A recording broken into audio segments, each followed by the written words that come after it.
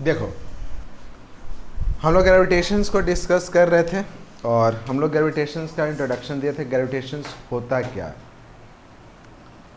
आज हम लोग डिस्कस करेंगे 2-3 टॉपिक पे। सबसे पहला टॉपिक तो है आपका कि force required for a circular motion, कि कोई भी सर्कुलर मोशन होता है, कोई भी ऑब्जेक्ट अगर सर्कुलर मोशन में होता है तो उस केस में उस ऑब्जेक्ट के ऊपर में कौन कौन सा फोर्स काम करता है और उसकी फिर मैग्नीट्यूड क्या होती है।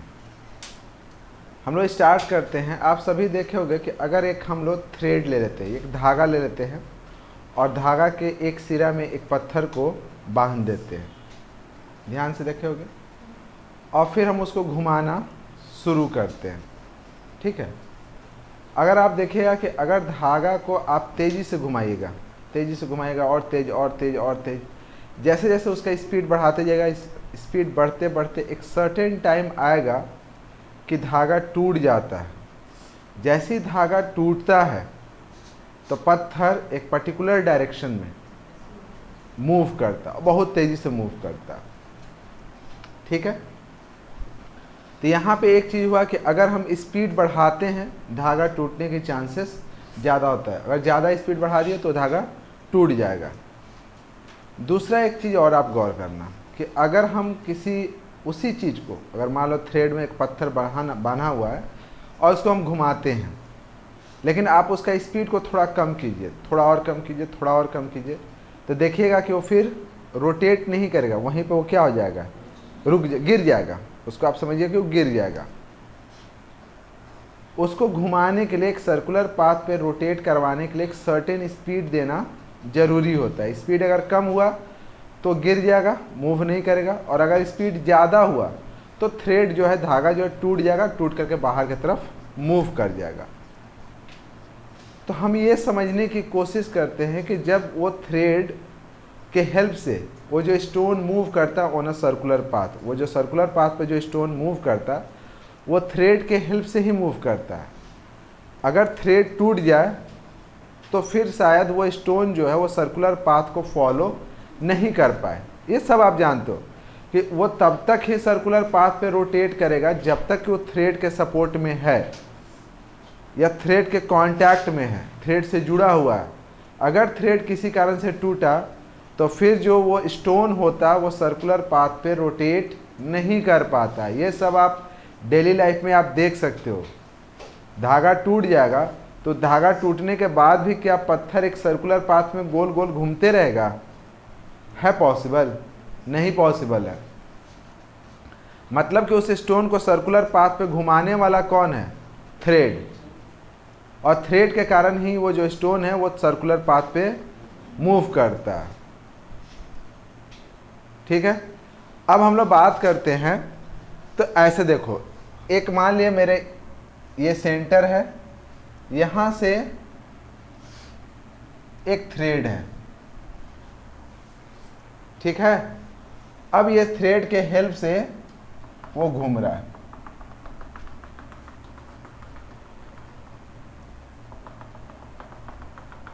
ये एक सर्कुलर पाथ है। लेट्स अज्यूम, ऐसा मान लेते हैं सर्कुलर है, थोड़ा सा नहीं रहेगा, ऐसे कि इस पाथ पे एक स्टोन जो है वो मूव कर रहा है। ठीक है। आपको बताते चले कि अगर वो सर्कुलर पाथ पे मूव कर रहा है तो ये स्टोन पे एट ए टाइम 2 फोर्स काम करता है। एक फोर्स हमेशा बाहर की तरफ लगता है और एक फोर्स अंदर की तरफ लगता है। थ्रेड जो है वो हमेशा उसको कहाँ खींचता है? अंदर की तरफ।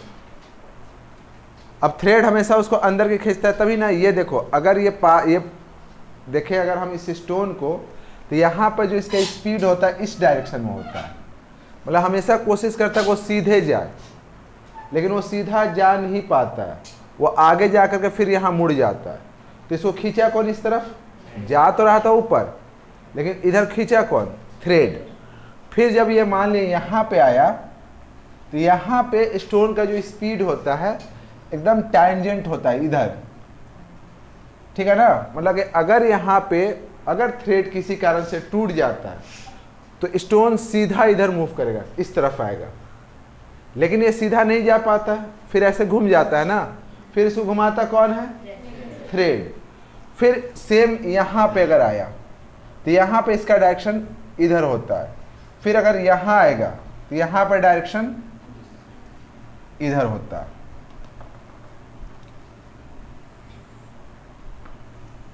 ऐसे अगर स्टोन इस पोजीशन पे टूटे तो आपको ध्यान देना है कि अगर यहाँ पे थ्रेड टूट जाएगा तो स्टोन किधर जाएगा? इधर के ऊपर, ऊपर हमेशा टैंजेंट। थ्रेड किसी भी पोजीशन पे अगर टूटेगा, मान लें अगर यहाँ टूटता तो यहाँ पर फिर टैंजेंट खींचोगे, फिर ऊपर की तरफ जाएगा। यहाँ पे अगर थ्रेड टूटता है तो इधर जाएगा, यहाँ पे इधर। तो एक थ्रेड है जो उसको हमेशा कहाँ खींच रहा? अंदर के तरफ। और एक उसका स्पीड है, उसका वेलोसिटी, जो हमेशा उसको कहाँ लेके जा रहा है? बाहर के तरफ। अगर बताए तो थ्रेड अगर टूट जाए तो स्पीड के कारण वो हमेशा बाहर के तरफ जाएगा। तो एक फोर्स हमेशा बाहर की तरफ लग रहा है और एक फोर्स हमेशा अंदर की तरफ रहा है। एक टुवार्ड द सेंटर, एक away from the centre. Toward the centre जो लग रहा है वो कौन लगा रहा है? Thread, toward the centre. और इसी को हम लोग कहते हैं सेंट्रीपेटल फोर्स। सेंट्रीपेटल फोर्स जो होता है वो हमेशा टुवार्ड द सेंटर लगता है। और एक फोर्स जो लग रहा है अवे फ्रॉम द सेंटर, उसको हम लोग कहते हैं सेंट्रीफ्यूगल फोर्स, और वो होता है वेलोसिटी के कारण। तो वेलोसिटी के कारण जो फोर्स रहता है वो बाहर की तरफ लगता है और वो क्या होता है? सेंट्रीफ्यूगल। और टुवार्ड द सेंटर जो होता है उसको कहते हैं सेंट्रीपेटल। वो किसके कारण लगता है? थ्रेड के कारण। अगर हम यहाँ पे थ्रेड को हटा करके अगर एक प्लैनेट की बात करें कि अगर हम थ्रेड नहीं है, लेट्स एज्यूम कि थ्रेड नहीं है, बहुत सारे प्लैनेट हैं, तो प्लैनेट हैं, प्लैनेट्स के अराउंड में, या मान लिया कि सन है, सन के अराउंड में बहुत सारे प्लैनेट मूव कर रहे हैं ना, एक सर्कुलर पाथ को फॉलो कर रहे हैं, वहाँ पे तो थ्रेड नहीं है। तो फिर टुवार्ड द सेंटर, सेंटर की तरफ कौन सा फोर्स काम कर रहा है? तो ग्रेविटेशनल फोर्स। तो वहां पे क्या होता है कि ये मान लिया कि आपका सन है, ये आपका प्लैनेट है, तो एक दूसरे के तरफ जो थ्रेड का काम करता है वो कौन सा फोर्स काम करता है? Gravitational force. तो ग्रेविटेशनल फोर्स हमेशा टुवार्ड द सेंटर लगता है और उसको बैलेंस कौन करता है? Velocity of planet. अगर प्लैनेट का स्पीड थोड़ा सा कम हो जाए, थोड़ा सा, तो इसका मतलब अगर स्पीड कम होता है तो इसका मतलब कि सेंट्रीफ्यूगल फोर्स कमजोर हो जाएगा, सेंट्रीपेटल फोर्स ज़्यादा हो जाएगा। तो ये कहाँ चला जाएगा? सन के पास। और अगर स्पीड बढ़ जाता है, अगर किसी कारण से प्लैनेट का स्पीड थोड़ा सा बढ़ जाता है, तो स्पीड बढ़ेगा तो इसका मतलब कि सेंट्रीफ्यूगल फोर्स बढ़ जाएगा, सेंट्रीपेटल फोर्स। तो इधर देखो, इधर जो फोर्स लगने वाला है ये कम हो गया है, इधर लगने वाला फोर्स ज़्यादा हो गया। तो इसका मतलब कि वो जो है वो अर्थ के सोलर सिस्टम से बाहर निकल जाएगा। एक प्लैनेट के ऊपर में एट ए टाइम दो फोर्स काम करता है और दोनों फोर्स इक्वल होता है, तभी वो कंटिन्यूअसली अपने ऑर्बिट पे कंटिन्यू मूव कर रहा है। और वो दो फोर्स कौन सा है?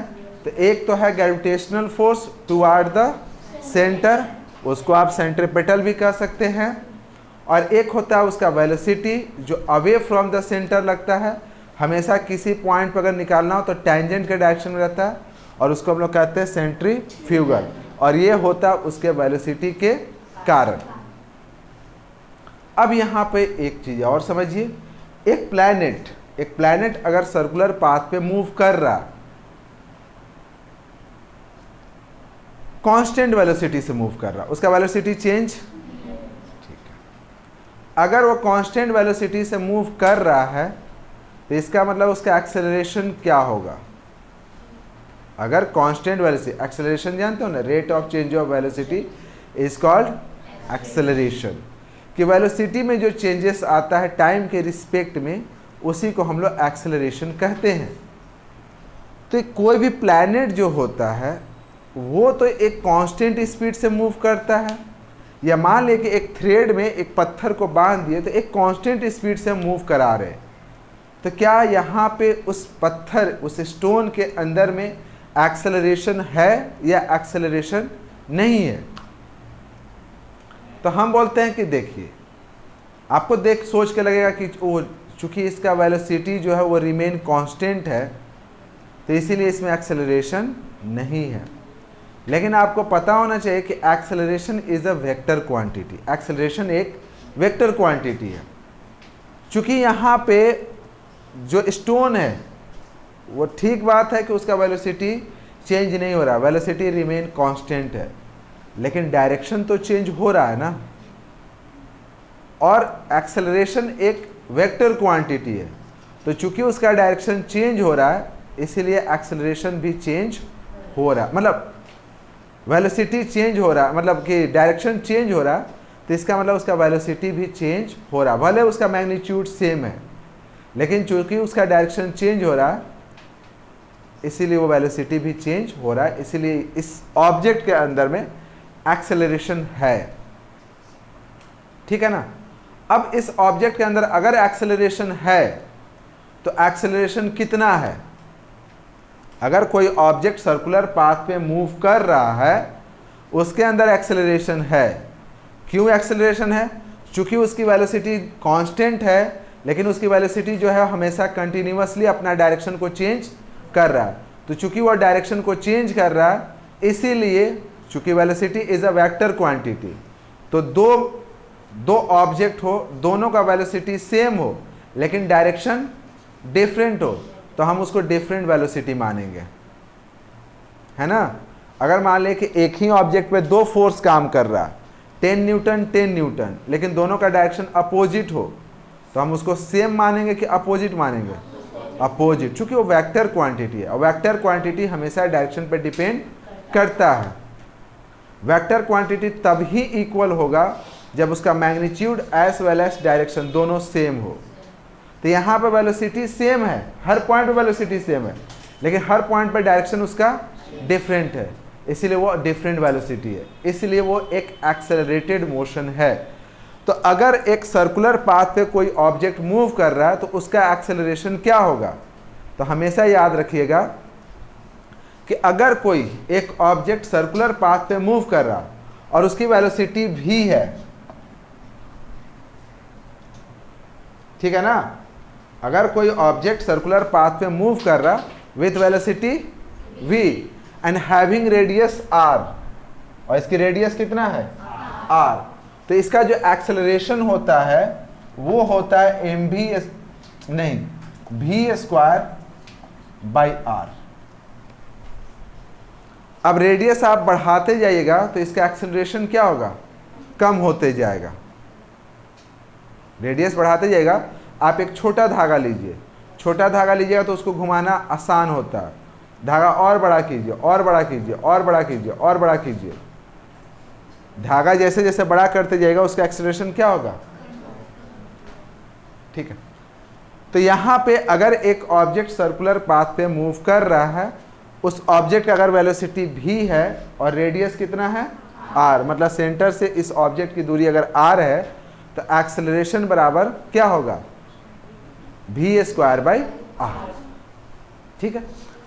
अब अगर हम बात करें कि फोर्स की, उस वेलोसिटी के कारण फोर्स कितना लगा, तो आप तो एक चीज जानते हैं कि फोर्स बराबर क्या होता है? Mass into acceleration. तो यहां पे इस ऑब्जेक्ट पे जो फोर्स लग रहा है वो कितना हो जाएगा? m v square by r। ठीक है। हमेशा यह पता होगा कि m v square by r कहाँ लगेगा, उसका डायरेक्शन क्या होगा? Away from the centre. ये हमेशा अवे फ्रॉम द सेंटर होगा। क्लियर? समझ में आया? और इसको यहाँ पे अगर इस थ्रेड के केस में देखा जाए तो थ्रेड के केस में इसको बैलेंस कौन करता है? mv स्क्वायर बाई r को? Tension force. थ्रेड के ऊपर में, किसी भी ऑब्जेक्ट के ऊपर में जो वो खिंचाता है तो उस केस में उसको हम लोग कहते हैं टेंशन फोर्स। ठीक है ना। तो अभी अगर ये थ्रेड की बात करें तो इस mv²/r को बैलेंस कौन करता है? Tension force. और हर ऑब्जेक्ट का टेंसाइल स्ट्रेंथ अलग अलग होता है। टेंसाइल स्ट्रेंथ का मतलब कि वो कितना टेंशन फोर्स को बर्दाश्त कर सकता है, उसको कितना ताना जा सकता है।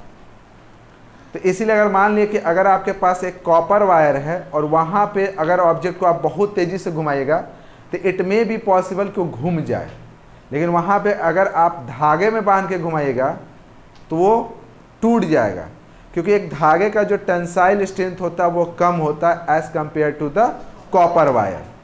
तो इसको बैलेंस कौन करता है? Tension force. तो इसके ऊपर एक टेंशन फोर्स लगता है, हमेशा याद रखिएगा। धागे के ऊपर में कौन सा फोर्स? Tension force. तानेगा, अब जानते हैं ना किसी चीज़ को आप कितना तान सकते हैं। तानिएगा, ज़्यादा तानिएगा तो तानने के बाद वो क्या हो जाएगा? टूट जाएगा। ठीक है। लेकिन अगर आप यही प्लैनेटरी मोशन के बारे में बात कीजिए कि अगर ये मान लिए सन है, ये मेरा अर्थ है, तो फिर वो टेंशन फोर्स का काम कौन करता है? Gravitational force. और वहाँ पे ग्रेविटेशनल फोर्स का इक्वेशन कौन सा लगाएंगे? Gm/r²। वो लगाते हैं ना, फिर उसको हम लोग लगा सकते हैं। समझ में आया? ये क्लियर यहाँ तक? तो ये आपका हो गया कि अगर एक ऑब्जेक्ट सर्कुलर पाथ में मूव कर रहा है, उसके ऊपर में कौन कौन सा फोर्स काम करेगा, उसकी मैग्नीट्यूड क्या होगी। तो दो फोर्स काम करता है, centripetal away from the centre, centrifugal. अगर थ्रेड के हेल्प से अगर कोई स्टोन मूव कर रहा है तो सेंट्रीपिटल फोर्स, वो थ्रेड का टेंशन फोर्स जो होता है वो काम करता है। प्लैनेटरी मोशन की बात करें तो ग्रेविटेशनल फोर्स काम करता है। और सेंट्रीफ्यूगल अवे लगता है और वो हमेशा mv²/r होता है। ठीक है ना। अब हम लोग बात करते हैं Newton law of gravitation from planetary motion, कि अब हम लोग प्लैनेटरी मोशंस की बात करते हैं कि वहाँ पे न्यूटन लॉ ऑफ मोशंस क्या है। आप सबको पता है कि अगर हम अपने सोलर सिस्टम को देखें तो सोलर सिस्टम को देखोगे तो अर्थ के सबसे क्लोजेस्ट प्लैनेट कौन है? सबसे क्लोज मरकरी। और सबसे दूर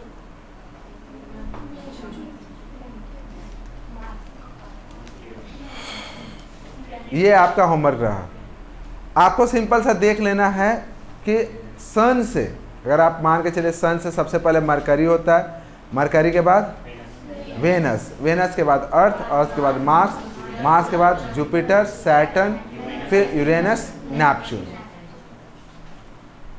तो इसका मतलब ये हुआ कि अगर हम इसको हटा दें, अगर हम ऐसे सोलर सिस्टम को बनाएं,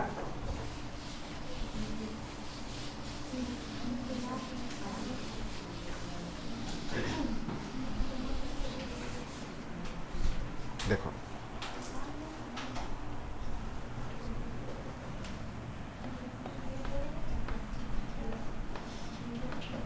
न्यूटन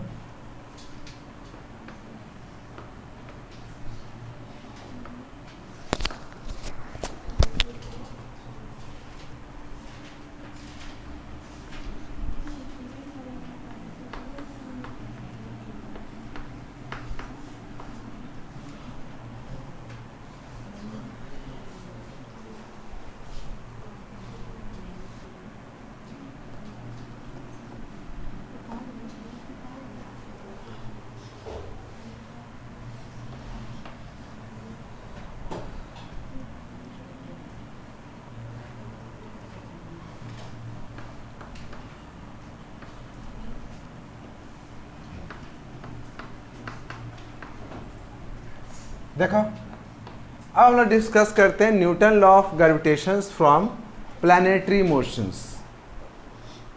तो आपको मालूम होगा कि हमारे सोलर सिस्टम्स में टोटल 8 प्लैनेट्स हैं जो अराउंड द सन मूव करते हैं। सबका अलग अलग रेडियस है, सब अलग अलग रेडियस में मूव करते हैं। आपको पता होगा कि जो सबसे क्लोजेस्ट है आपका मरकरी, उसको अर्थ को एक राउंड मारने में 88 डेज का टाइम लगता है, जबकि हमारे अर्थ को कितना टाइम लगता है? तो 365। और वही अगर आप मार्स की बात करें तो उसको लगता है 687 डेज। कहने का मतलब ये हुआ कि जैसे जैसे सन से प्लैनेट की डिस्टेंस बढ़ती जाती है तो उसको पूरा एक राउंड मारने में, जो एक रिवॉल्यूशन मारने में जो टाइम लगता है वो बढ़ते जाता है। ठीक है, अब सबसे ज़्यादा टाइम किसको लगेगा? नेपच्यून्स को, क्योंकि उसका जो रेडियस है वो काफ़ी बड़ा है तो उसका टाइम पीरियड भी ज़्यादा लगेगा। अब कोई भी प्लैनेटरी मोशंस कहने का मतलब कि अगर मान लिए मेरे पास ये सन है और दो प्लैनेट है, एक का रेडियस है r1 कुछ ऐसे घूमेगा और दूसरा का रेडियस है r2 ऐसे घूमेगा, इसकी रेडियस है r2। तो इसका मतलब कि इसको मतलब पूरा एक रिवॉल्यूशंस में कुछ ना कुछ तो टाइम लगेगा। तो जितना रिवॉल्यूशंस में टाइम लगता है उसको हम लोग टाइम पीरियड कहते हैं। मतलब पूरा एक रिवॉल्यूशंस में जितना टाइम लगे उसको हम लोग टाइम पीरियड कहेंगे। जैसे अर्थ का टाइम पीरियड कितना है? 365। मरकरी की बात करें तो 88 और मार्स की बात करें तो 687। तो मान लिए कि इसका हम लोग जो पहला ये प्लैनेट है जिसका रेडियस कितना है? r1, इसको एक राउंड मतलब एक रिवॉल्यूशन में मान लिया कि टाइम पीरियड लगता है t1। और ये जो सेकंड है जिसकी रेडियस कितना है? r2, इसको जो टाइम पीरियड लगता है वो मान लिए कि t2। तो यहाँ पे एक कहता है कि किसी भी प्लैनेट्स को एक राउंड मारने में जो टाइम पीरियड लगता है उसका स्क्वायर डायरेक्टली प्रोपोर्शनल होता है रेडियस के क्यूब के। किसी भी प्लैनेट को पूरा एक रिवॉल्यूशंस करने में जो भी टाइम पीरियड लगता है तो उसका टाइम पीरियड का जो स्क्वायर होता है वो डायरेक्टली प्रोपोर्शनल होता है किसके? रेडियस के क्यूब के। मतलब हमेशा आप याद रखेगा कि यहाँ से r1 का स्क्वायर प्रोपोर्शनल टू नहीं टाइम पीरियड का square is proportional to radius का क्यूब। ठीक है ना, कि मतलब यहाँ पे टाइम है तो टाइम का square is proportional to radius का क्यूब। प्रोपोर्शनल मतलब डायरेक्टली प्रोपोर्शनल। मतलब यह हुआ कि आप रेडियस को बढ़ाते जाइए टाइम पीरियड बढ़ता जाएगा, रेडियस को घटाते जाइए टाइम पीरियड। डायरेक्टली प्रोपोर्शनल का मतलब हम आपको ऑलरेडी प्रीवियस क्लासेस में समझा चुके होंगे।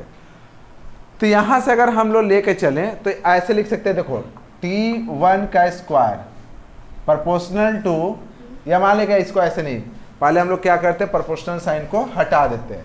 ये लॉ समझ में आ गया कि टाइम का स्क्वायर टाइम पीरियड मतलब एक पूरा रिवॉल्यूशन में जो टाइम लगेगा उसका स्क्वायर डायरेक्टली प्रोपोर्शनल होगा किसके? रेडियस के क्यूब के। तो अगर हमको प्रोपोर्शनल साइन हटाना है तो हमको क्या लेना होगा? कांस्टेंट। नहीं, हर जगह पे जी नहीं लेना रहता, एक डिफरेंट कांस्टेंट लेंगे। हम यहाँ पे के ले लेते हैं। कांस्टेंट मतलब कोई एक ऐसा वैल्यू जो फिक्स वैल्यू हो।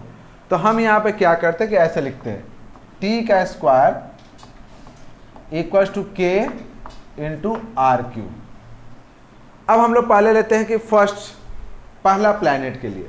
तो पहला प्लैनेट के लिए लिखेंगे तो यहाँ पे क्या लिखेंगे? t1 का square equals to k r1 का क्यूब। और फिर ऐसे लिखेंगे अगर t2 का square equals to k r2 का क्यूब। और अगर हम इन दोनों को डिवाइड कर देंगे तो क्या हो जाएगा? तो फिर यहाँ पे लिखेंगे t1 का स्क्वायर बाय में t2 का स्क्वायर, दोनों को डिवाइड किए तो फिर यहाँ पे क्या लिखेंगे? k r1 का क्यूब बाय में k होगा ना, k से k कैंसिल। तो फिर यहाँ से मेरा आ गया t1 स्क्वायर बाय में t2 स्क्वायर r1 का क्यूब r2 का क्यूब। ये ठीक है यहाँ तक। इसको थोड़ा देर के लिए हम लोग रहने देते हैं इक्वेशन 1। अब हम लोग बात करते हैं कि वेलोसिटी की। आप जानते हैं कि अगर एक ऑब्जेक्ट अराउंड द अर्थ, मतलब अराउंड द सन या अराउंड द अर्थ भी मूव कर रहा है, मान लीजिए जस्ट लाइक कि ये जो हम लॉ बता रहे हैं ये सिर्फ सन पे लागू नहीं होता है, ये किस पे लागू होगा? अर्थ पे भी। अर्थ के भी तो अराउंड में पूरा मून घूम रहा है ना। ये जो आपका इक्वेशन आया ये mathematical form of Kepler's law, एक कैपलर्स लॉ का मैथमेटिकल फॉर्म्स है, ठीक है ना। तो ये लिखा हुआ है कि mathematical form of कैपलर third law of planetary motions. ये कैपलर का third law of planetary motions का ये मैथमेटिकल फॉर्म है ये, ठीक। अब हम लोग बात करते हैं, अच्छा ऑलरेडी हम लोग पढ़ चुके हैं कि अगर कोई ऑब्जेक्ट सर्कुलर पाथ पे मूव कर रहा है तो फोर्स बराबर क्या होता है? mv²/r। अब v बराबर हम निकालने की कोशिश करते हैं। v बराबर वेलोसिटी। वेलोसिटी का मतलब क्या होता है? डिस्प्लेसमेंट बाय टाइम, या अगर आप स्पीड की बात कीजिए तो स्पीड बराबर क्या होता है? Distance by time. तो अगर हम एक प्लैनेट की बात करें, ये प्लैनेट यहाँ से रेडियस इसका कितना है? r1, और ये एक सर्कुलर पाथ पे मूव कर रहा है और उसको टाइम कितना लग रहा है? t1। तो इसका मतलब ये कितना डिस्टेंस कवर कर रहा है? अगर कोई ऑब्जेक्ट एक सर्कुलर पाथ पे मूव कर रहा है तो कितना डिस्टेंस कवर कर रहा है? 2πr, वो अपने सरकमफ्रेंस के इक्वल है ना। कंफ्यूजन है कि अगर कोई ऑब्जेक्ट मान लिए कि ये सर्कुलर पाथ पे मूव कर रहा है, तो ये अगर बाय चांस हम मान के चलें कि यहाँ से मूव करना शुरू किया और मूव करते करते करते करते करते करते मान लीजिए ऐसे मूव किया और मूव करते करते मान लीजिए यहाँ चलाया, कितना डिस्टेंस हुआ? तो ये लिखेंगे इसको 2πr सरकमफ्रेंस, मतलब इसके लिए हो जाएगा 2πr1। और फिर अगर बाहर वाला की अगर बात करें तो उसके लिए हम लोग अगर ये मान लें कि ये यहाँ से मूव करना शुरू किया, ऐसे गोल घूमते घूमते घूमते अगर वापस अपने फिर वही पोजीशन पे आ गया, ये कितना डिस्टेंस कवर किया? तो लिखेंगे 2πr2। अब बात करते हैं वेलोसिटी की, तो वेलोसिटी बराबर होता है डिस्टेंस बाय टाइम। तो अगर इसका मान लिया वेलोसिटी v1 है तो v1 बराबर क्या होगा? 2πr1/t1, और इसका क्या होगा? 2πr2/t2 होगा ना। तो हम जानते हैं कि वेलोसिटी बराबर क्या हो जाता है? Displacement by time. तो अब हम जानते हैं, अगर हम इसको थोड़ा चलो ये याद रखिएगा, ठीक ना। F बराबर क्या लिखना है? mv²/r। तो हम यहां पे क्या करते हैं, लिखते हैं कि v बराबर कितना लिखेंगे? 2πr/t, ठीक है। v बराबर क्या लिखे? 2πr/t। अब हम ये पढ़ चुके कि F इक्वल टू क्या होता है? mv² r होता है, नहीं होता है? होता है। तो v के जगह हम वैल्यू क्या रखेंगे? 2πr/t। v जहां पे है ये वाला वैल्यू रखेंगे। तो फिर हम लोग यहां से लिखेंगे कि m, और फिर यहां लिखेंगे 2πr में t, और उसका क्या? स्क्वायर, बाय में r। तो फिर आपका देखिएगा तो ये कुछ ऐसे हो जाएगा, m और 2 का स्क्वायर कितना हो जाएगा? 4π² r², और फिर यहाँ पर ऐसे लिख देंगे r, और फिर ये जो r है, r तो लिख दिया r, और t का स्क्वायर है कहाँ चलाएगा? नीचे। तो यहाँ पर लिखेंगे t²। क्लियर? यहां तक समझ में आया? तो इसका मतलब आपका कितना हो गया? अगर अब यहां से हम r को r से काट दें तो फिर आपका f बराबर कितना हो गया? f बराबर आपका आ गया 4π² r m बाय में t का स्क्वायर। ठीक है, अब ये किसी के लिए मतलब कि अगर मान ले कि ये f1 लेते हैं तो f1 लेंगे तो यहाँ पे क्या लिखेंगे 4 pi square r1 m1 bye में t1 का स्क्वायर, है ना। अगर मान लिए कि इसके लिए लेंगे तो फिर फोर्स बराबर क्या लिखेंगे 4 pi square r2 m2 bye में t2 का स्क्वायर। तो ये हम फोर्स का इक्वेशन निकालें कि अगर कोई ऑब्जेक्ट प्लैनेटरी मोशन में मूव कर रहा है तो उसके ऊपर में कितना फोर्स काम करेगा। तो सिंपल सा अब आपको समझ में आ गया। जब हमको फोर्स बराबर ये समझ में आ गया तो हम यहाँ से F1 अगर लिखें, अभी आपको समझा ना कि F1, देखो हम सिंपल सा पहले V लिखें, F निकालें, F निकालने के बाद ये समझ में आया ना F कैसे आया। अब हम लिखेंगे यहाँ पे F1, तो F1 बराबर क्या होगा, तो F1 बराबर अगर हम यहाँ पे लिखें इसको देख करके तो लिखेंगे 4 pi square R1 M1 bye में T1 का, और अगर हम लिखते हैं F2 तो फिर क्या लिखेंगे 4 पाई स्क्वायर R2 का R2 हाँ M2 T2 का स्क्वायर।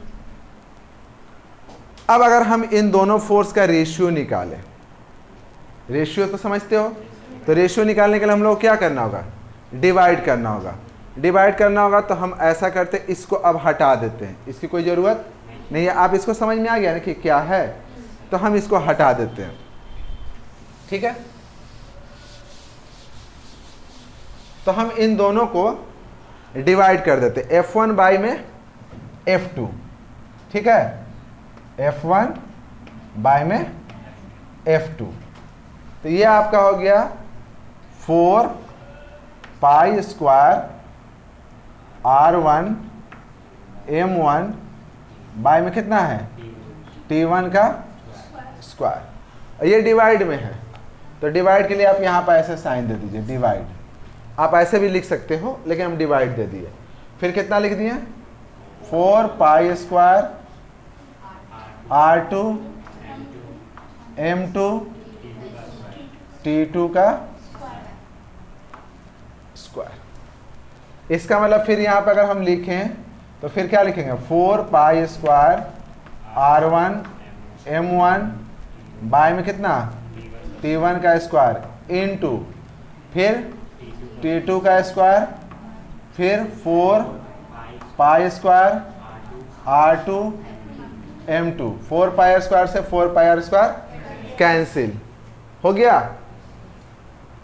और दिखाई दे रहा कुछ कैंसिल होने लायक, और आपको कुछ नज़र नहीं आ रहा होगा। अब हम लोग यहाँ पे इसको ऐसे लिख लेते हैं R1 M1 बाय में R2 M2 इनटू T2 का स्क्वायर बाय में T1 का स्क्वायर। तो यहाँ पे आया आपका T2 का स्क्वायर बाय में T1 का स्क्वायर। यहाँ पे देखिए तो T1 का स्क्वायर बाय T2 का स्क्वायर इक्वल्स टू था R1 का क्यूब बाई R2 का क्यूब। अगर हम इसको रिवर्स कर देते हैं मतलब रेसिप्रोकल कर देते हैं T2 का स्क्वायर बाई T1 का स्क्वायर, तो इधर क्या लिखाएगा R2 का क्यूब बाई R1 का क्यूब होगा ना। अगर हम इसको उल्टा करते तो इसको भी उल्टा, तो इसका मतलब T2 का स्क्वायर बाई T1 का स्क्वायर के जगह पर लिखेंगे R2 का क्यूब बाई में R1 का क्यूब। लिख सकते हैं, लिख सकते हैं ना। तो हम यहाँ पर वही काम करते हैं, तो यहाँ पर लिखते हैं R1 M1 बाय में R2 M2 इनटू फिर कितना R2 का क्यूब R1 का क्यूब। अब यहाँ से R2 ये कट गया, R2 से क्यूब है तो बचेगा कितना पावर 2। देखिए R2 है ना, यहाँ पर R2 का क्यूब है तो कटेगा तो क्या बचेगा स्क्वायर। फिर यहाँ पे R1 है, ये कटेगा तो क्या बचेगा स्क्वायर। तो इसका मतलब आपका बचा यहाँ पे देखिए M1 बाय में R1 का स्क्वायर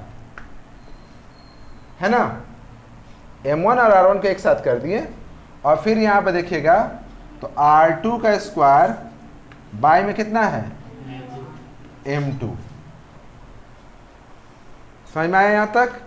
इसका मतलब ये हुआ कि इसको अगर आप लिखना चाहो तो कैसे लिख सकते हो? अगर हम यहाँ पर डिवाइड का साइन दे दें तो डिवाइड मल्टीप्लाई के हटा करके अगर डिवाइड देंगे तो ये रिवर्स हो जाएगा।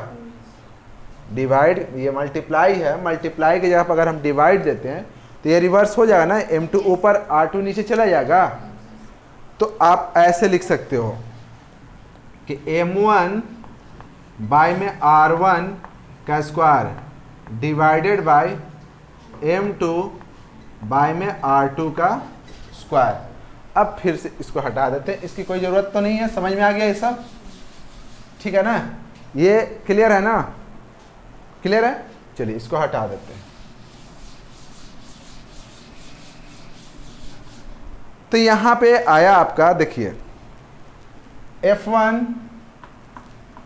बाय में F2 equals to M1 by R1 का स्क्वायर, M1 बाय में R1 का बाई, डिवाइड का मतलब वहां पे लाइन खींचते हैं। फिर M2 बाय में R2 का, इसका मतलब आप अगर कंपेयर करें तो F1 बराबर कितना हो गया M1 बाई R1 का स्क्वायर और F2 बराबर हो गया M2 बाई R2 का स्क्वायर। इसका मतलब अगर हम देखें तो यहां से ऐसे समझ सकते हैं कि F इज प्रोपोर्शनल टू, मतलब F1 की अगर हम बात करें तो F1 is proportional to M1 bye में R1 का स्क्वायर, और F2 की अगर हम बात करें तो F2 is proportional to M2 bye में R2 का। कुल मिलाकर के यहां से फिर ये क्लियर होता है कि जो फोर्स होता है वो मास का डायरेक्टली प्रोपोर्शनल होता है। ऊपर है ना, देखिए अगर ऊपर ऊपर रहे तो उसको हम लोग कहते हैं डायरेक्टली, कि जो फोर्स होता है वो मास का डायरेक्टली प्रोपोर्शनल होता है। And force is inversely proportional to square of distance. ठीक है? कि अगर मान लीजिए कि एक अगर मेरे पास ये सन है और इसके अराउंड में अगर अर्थ ऐसे रोटेट कर रहा है,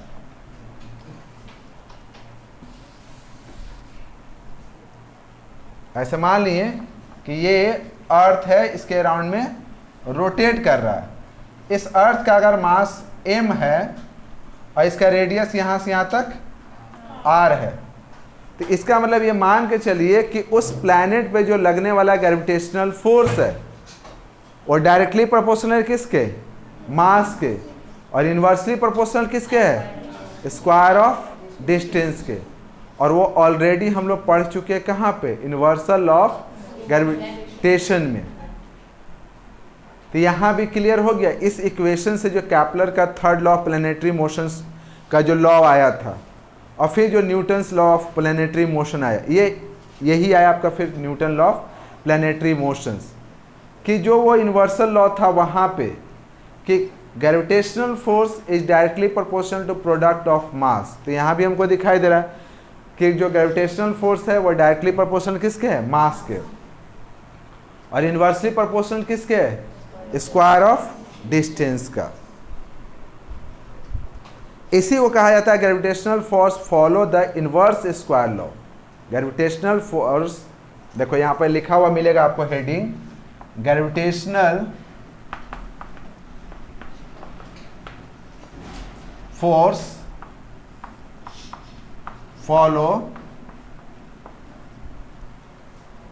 the inverse square law, the inverse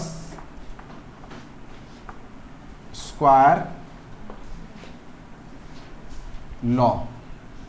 gravitation force जो होता है इनवर्स स्क्वायर लॉ को फॉलो करता है। इनवर्स स्क्वायर लॉ का मतलब यही है कि जो फोर्स होता है वह इनवर्सली प्रोपोर्शनल होता है स्क्वायर ऑफ रेडियस का।